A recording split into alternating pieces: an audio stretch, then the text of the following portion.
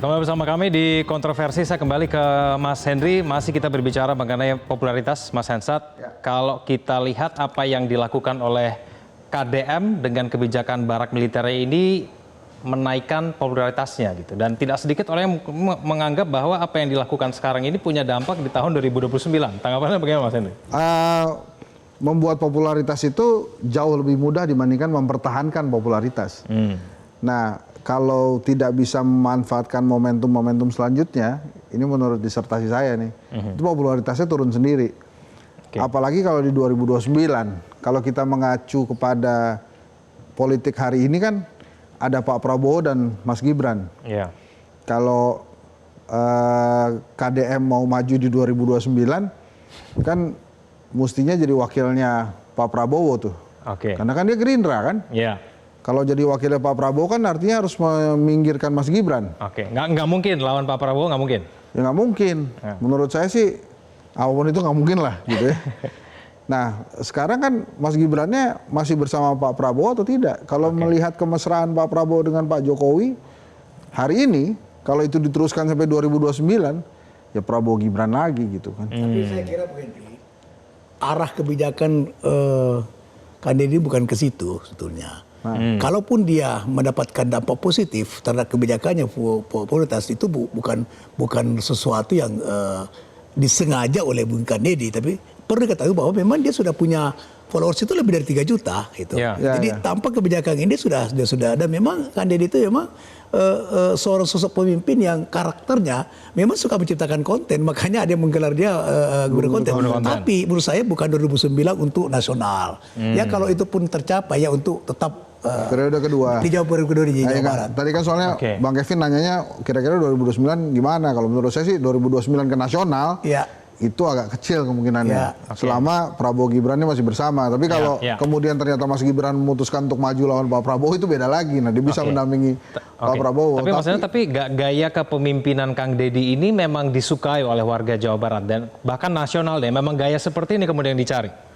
Gini, memang orang Indonesia itu suka atau tidak suka termasuk saya ya. Banyak yang suka drama-drama dan sinetron-sinetron.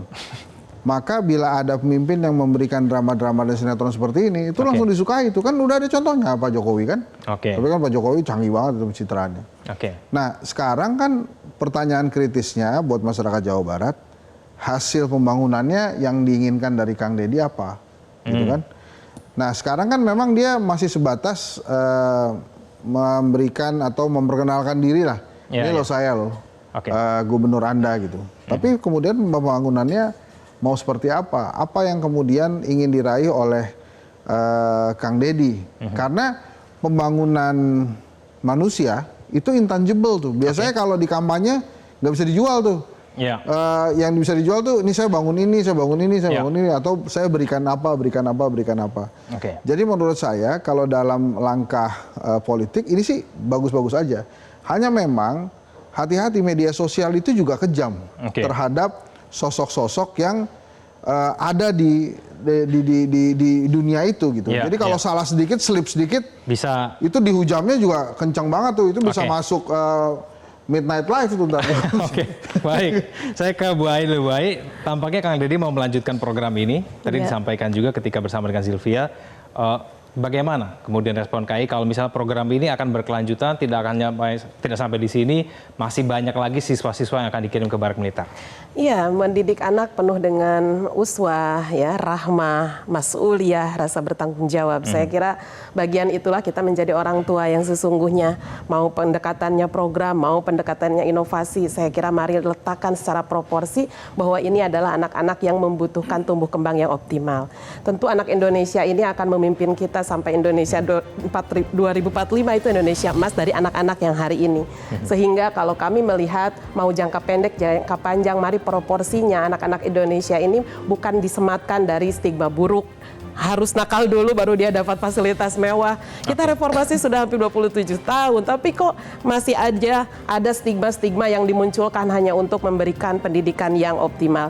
Bagi saya, anak-anak Indonesia ini harus lebih menikmati hak-haknya secara optimal, tidak boleh ada stigma yang buruk, dan mari sama-sama orang tua, masyarakat, sekolah, kita bahu-membahu bahwa ini tripusat pendidikan. Anak-anak menikmati hak hari ini dan masa yang akan datang adalah mari kerja kita bersama, bukan hanya sebuah pendekatan misalnya program tertentu yang mungkin itu hanya akan menimbulkan beberapa hal secara politis saja. Tetapi bagi kami ini adalah komitmen dan itu harus dirawat, dijaga semangat Kang Deddy untuk selalu bersama anak-anak Indonesia. Oke, kita akan awasi bersama program-program dari Kang Deddy Mulyadi. Terima kasih Bu Ei, Pak Nurdin juga terima kasih.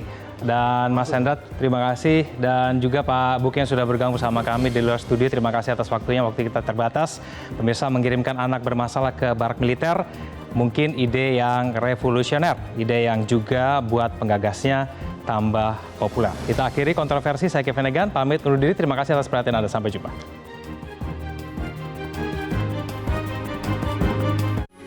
Metro TV. Jelajahi cara baru mendapatkan informasi. Download Metro TV Extend sekarang.